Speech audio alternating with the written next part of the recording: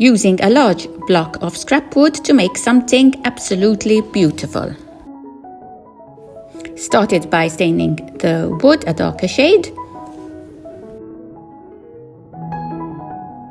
using some old book pages to create a background. I rip it and tear it to get that tone effect. Darkening the edges by rubbing against a distress ink pad. At this stage, you can also use a wet tea bag. I'm using a decoupage glue, but you can also use a white PVA glue to stick down the paper. You have to apply a generous amount because the wood will absorb a lot of the glue.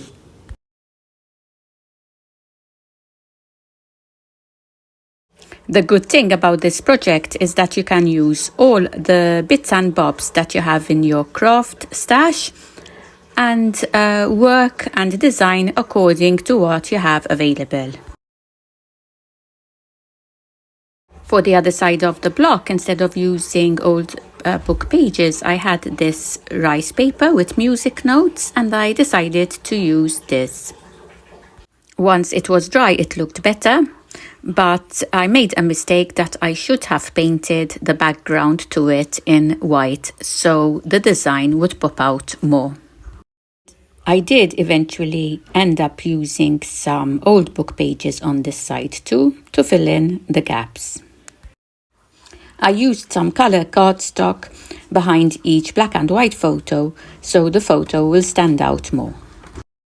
I love working on projects using photos instead of just leaving them on my mobile gallery. At least like this, I get to enjoy them every day. I continued working all around the block of wood, and since I have 5 grandchildren, it filled in very nicely.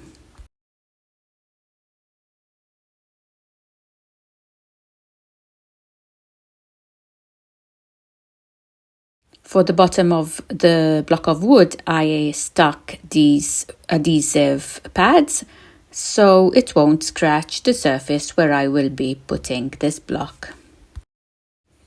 I wanted to add something vintage looking on the top next to the candle. So I found this ceramic butterfly, painted it white and gave it a stain. I stuck it down with white glue, with a large amount of white glue since it was heavy, but when the white glue dries, it turns transparent, so it worked out perfect. Let me know in the comments section below if you liked this project or if it inspired you enough to make one for yourselves. I will see you all on my next video. Till then, happy crafting!